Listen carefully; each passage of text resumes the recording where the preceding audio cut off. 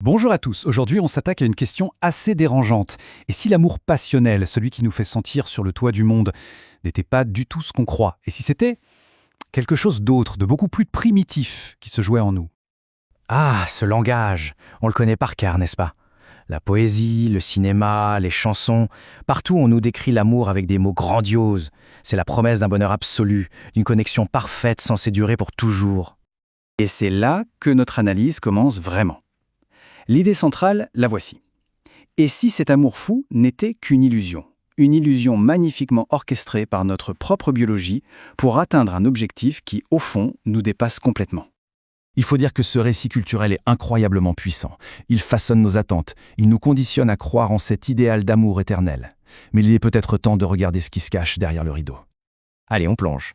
On laisse de côté le mythe culturel pour explorer un argument beaucoup plus radical, une perspective qui vient vraiment tout bousculer. Pour le philosophe Schopenhauer, la chose est assez claire et un peu brutale. Quand on tombe passionnément amoureux, ce n'est pas notre petit bonheur personnel qui est en jeu.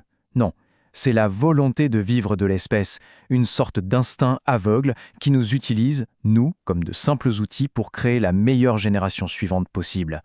L'amour serait donc une ruse de la nature. Bon, la philo, c'est une fausse. Mais ce qui est absolument fascinant, c'est que la science moderne, elle semble confirmer cette vieille intuition. Voyons un peu comment la biologie et la psychologie expliquent ce mécanisme de l'intérieur. Pour expliquer ça, les sources utilisent une image qui est juste parfaite, celle du feu follet. Vous savez, cette petite lumière qui danse dans la nuit, qui a l'air magique et qui vous attire, mais qui en réalité vous mène droit dans un marécage. L'attirance passionnée, ce serait exactement ça, une illusion brillante qui nous fait ignorer tous les signaux d'alerte, toutes les incompatibilités bien réelles. Et ce fameux feu follet, il n'est pas magique du tout. Il est purement chimique. Au début d'une relation, le cerveau est littéralement inondé de dopamine. On parle d'une augmentation de 200 à 300%. C'est un état d'euphorie pure, très proche de ce que peut provoquer une drogue. Le seul problème, et il est de taille, c'est que ça ne dure pas. Au bout de 18, 24, 30 mois, tout revient à la normale. Et la redescente, elle, est brutale. Il y a une autre métaphore qui illustre ce basculement à la perfection. C'est la statue à double face. De face, pendant l'euphorie chimique, on ne voit que la perfection. L'autre est unique, idéal, c'est l'évidence. Mais une fois que la chimie se calme, on fait le tour de la statue et on découvre l'autre face, la routine, les défauts, le quotidien. Et le choc peut être vraiment violent. Et attention, cette chute chimique, ce n'est pas juste une théorie en l'air, non. Elle a des conséquences très concrètes, mesurables dans le monde réel. Et les chiffres parlent d'eux-mêmes. Regardez cette chronologie, c'est limpide. La phase de passion intense pendant les 18 premiers mois, ça correspond pile au pic de dopamine. Et juste après, bim, entre 2 et 3 ans, la satisfaction dans le couple commence à chuter. Et le pic de risque de divorce, il arrive juste dans la foulée, entre la 4e et la 7e année. Donc la fameuse crise des 7 ans, ce n'est pas juste une expression populaire, c'est un véritable phénomène statistique. C'est la conséquence directe de la fin du programme biologique initial. C'est le moment où la réalité, débarrassée de son filtre chimique, frappe le plus fort. Le chiffre fait froid dans le dos, 43%. Aux États-Unis, c'est le taux de divorce pour un premier mariage. Et ce n'est absolument pas un hasard si le pic de rupture se situe pile à ce moment-là, juste après la fin de la phase passionnelle. Et le plus frappant, c'est que cette baisse de satisfaction, c'est la norme. C'est ce qui arrive à 70% des couples. Ce n'est donc pas un échec personnel ou la preuve qu'on a fait le mauvais choix. C'est un processus biologique quasi universel. La vraie question, c'est qu'est-ce qu'on fait une fois que la passion s'estompe? La question qu'on peut se poser, c'est mais pourquoi? Pourquoi ce mécanisme si cruel au fond? La réponse est aussi simple que glaçante, parce que notre bonheur n'a jamais été l'objectif de ce processus. Voilà le cœur du réacteur.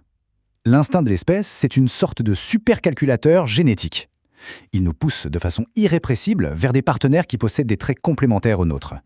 Le but, créer la descendance la plus viable, la plus parfaite possible, avec le meilleur système immunitaire. Notre bonheur là-dedans, il est totalement secondaire. Et là, on tombe sur un paradoxe assez fascinant. Les personnes avec un intellect élevé, qui sont par nature plus exigeantes, ressentent la passion de manière encore plus intense. Logique. Mais comme elles idéalisent encore plus leur partenaire, la chute, la désillusion est aussi plus rapide et plus brutale.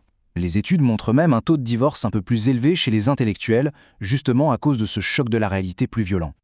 Bon, je sais, le tableau qu'on vient de peindre est un peu sombre, un peu démoralisant. Mais attention, le but n'est pas du tout de devenir cynique. Au contraire, comprendre ce mécanisme, c'est la toute première étape pour s'en libérer et reprendre un peu le contrôle. Ce tableau est vraiment éclairant. Il décortique les sentiments qu'on peut ressentir après une rupture, non pas comme des faiblesses ou des échecs personnels, mais comme des réactions biochimiques et psychologiques normales et prévisibles. Le sentiment de vide, c'est le sevrage de la dopamine. La nostalgie qui embellit tout, c'est la mémoire qui se focalise sur le pic. La culpabilité, c'est le mythe culturel qui nous dit qu'on a échoué. Rien que de comprendre ça, c'est déjà une partie du chemin vers la guérison. Alors, concrètement, on fait quoi? Le chemin se dessine en plusieurs étapes clés. 1. Faire le deuil de l'illusion. Accepter que le high chimique est terminé, un peu comme un sevrage. 2. Se réinvestir soi-même, en tant qu'individu. Et enfin, 3. Apprendre à chercher et à construire quelque chose de différent. Un attachement basé non pas sur une étincelle aveugle, mais sur une compatibilité de fond, des valeurs communes, des projets. Bref, passer d'un amour subi, programmé, à un amour véritablement choisi.